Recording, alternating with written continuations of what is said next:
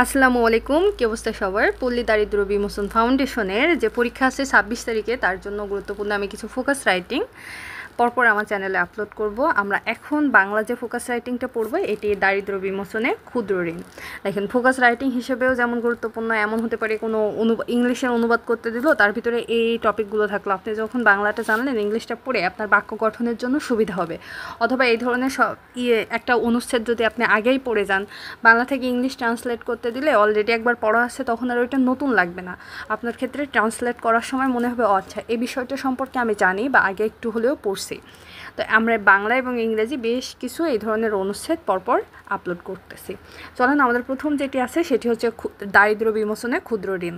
এখন ক্ষুদ্র ঋণটা কি? ক্ষুদ্র শব্দের অর্থ হচ্ছে মাইক্রো, আর ঋণ হচ্ছে ক্রেডিট। তাহলে মাইক্রো ক্রেডিট হচ্ছে ইংরেজি শব্দ, যার বাংলা অর্থ হচ্ছে ক্ষুদ্র ঋণ। দারিদ্র যে ভূমিহীন জনগোষ্ঠী আছে, তাদের স্বল্প আকারে জামানতবিহীন আত্মকর্মসংস্থান সৃষ্টির জন্য সর্বস্বীকৃত ঋণ হচ্ছে ক্ষুদ্র ঋণ। দেশে গত শতকে অর্থাৎ গত শতকের 70 দশকের দিকে, মানে আমাদের 1970 সালের পরপরই এই ক্ষুদ্র ঋণের যে কার্যক্রম, এটা শুরু হয়। 80 দশকের দিকে এই ক্ষুদ্র ঋণের পরিশোধ ধীরে ধীরে বাড়তে থাকে। সে সময় ক্ষুদ্র ঋণের ক্ষেত্রে অগ্রণী ভূমিকা পালন করে গ্রামীণ ব্যাংক। তাহলে প্রথমে গ্রামীণ ব্যাংক ক্ষুদ্র ঋণের ক্ষেত্রে বেশ গুরুত্বপূর্ণ ভূমিকা পালন করে। বাংলাদেশে এই গ্রামীণ ব্যাংকের ক্ষুদ্র ঋণের মডেল সারা বিশ্বে প্রশংসিত, এবং অনেক দেশ এই ক্ষুদ্র ঋণের মডেল গ্রহণ করছে। আর এজন্য বিশ্বের আধুনিক ক্ষুদ্র ঋণের জনক বলা হয় বাংলাদেশের অন্তর্বর্তীকালীন সরকারের প্রধান ও গ্রামীণ ব্যাংকের প্রতিষ্ঠাতা উপদেষ্টা ডক্টর মোহাম্মদ ইউনূসকে। 80 দশকেই দেশের এনজিওর প্রসার ঘটে, সেই সঙ্গে বাড়ে ক্ষুদ্র ঋণের কর্মকাণ্ড। দেশের চরম দরিদ্র পরিস্থিতি থেকে উত্তরণের সেই সময় ক্ষুদ্র ঋণের বিস্তারকে একটি বড় উপায় হিসেবে গণ্য করা হয়। আন্তর্জাতিক মুদ্রা তহবিল অর্থাৎ IMF এর তথ্য অনুযায়ী 1973 থেকে 74 সালে বাংলাদেশে দারিদ্র্যের হার ছিল 81%।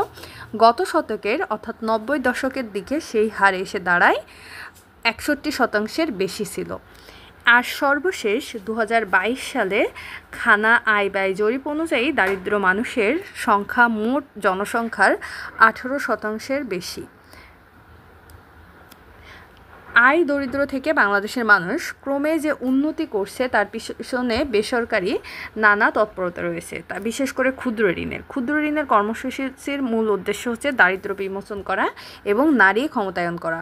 তাহলে এখানে আমাদের সংক্ষিপ্ত প্রশ্নের জন্য এই লাইনটা একটু গুরুত্বপূর্ণ, যে ক্ষুদ্র ঋণের প্রধান উদ্দেশ্য কি? দারিদ্র বিমোচন এবং নারী ক্ষমতায়ন। মাইক্রো ক্রেডিট রেগুলেটরি অথরিটি 2023 সালে বার্ষিক প্রতিবেদন অনুযায়ী তাদের নিবন্ধিত ক্ষুদ্র ঋণ প্রতিষ্ঠানগুলোর গ্রহীতাদের মধ্যে 90% হচ্ছে নারী। অর্থাৎ এই যে ক্ষুদ্র ঋণটা গ্রহণ করে, তা পুরুষের তুলনায় মেয়েরা বেশি গ্রহণ করে। সেই ক্ষেত্রে তাহলে আমাদের এখানে দেখা যাচ্ছে যে মেয়েরা আগের থেকে এই ঋণ নিয়ে নিশ্চয়ই কোনো কর্মসংস্থান তৈরি করছে, বা নিজেদের আত্মসচ্ছল হওয়ার জন্য, আত্মনির্ভর হওয়ার জন্য কোনো না কোনো কাজের সঙ্গে তারা জড়িয়ে পড়তেছে। তাহলে নারী ক্ষমতায়নটা আস্তে আস্তে বৃদ্ধি পাচ্ছে। এই কারণে এই ক্ষুদ্র ঋণের সামাজিক গুরুত্ব আছে, অর্থাৎ নারী ক্ষমতায়নে এই ঋণের ভূমিকা রয়েছে। ধনী গরিবের আয় বৈষম্য নিরসনে এই ঋণের ভূমিকা রয়েছে। দরিদ্র জনগোষ্ঠী ঋণ গ্রহণের অর্থনৈতিক কর্মকাণ্ডে তাদের নিজেদের সম্পৃক্ত করার কারণে তাদের আয় বৃদ্ধি পেয়েছে এবং তাদের অর্থনৈতিক বা আর্থিক নিরাপত্তা নিশ্চিত হয়েছে, সেটাই টেকসই উন্নয়নে সহায়ক ভূমিকা পালন করেছে।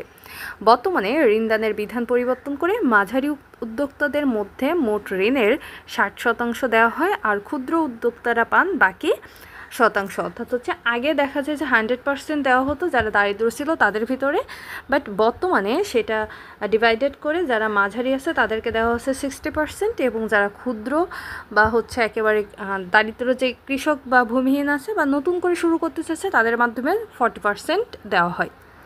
তাছাড়া বাংলাদেশের উন্নয়ন গবেষণা প্রতিষ্ঠানের এক প্রতিবেদনে উল্লেখ করা হয়েছে যে ক্ষুদ্র ঋণের মাধ্যমে 2019 সাল থেকে প্রায় 10 লক্ষ নতুন কর্মসংস্থান সৃষ্টি হয়েছে। তাই ক্ষুদ্র ঋণের যথাযথ এবং টেকসই ব্যবহারের মাধ্যমে দারিদ্র্যমুক্ত সমৃদ্ধ দেশ গঠনের দিকে এগিয়ে যেতে পারি।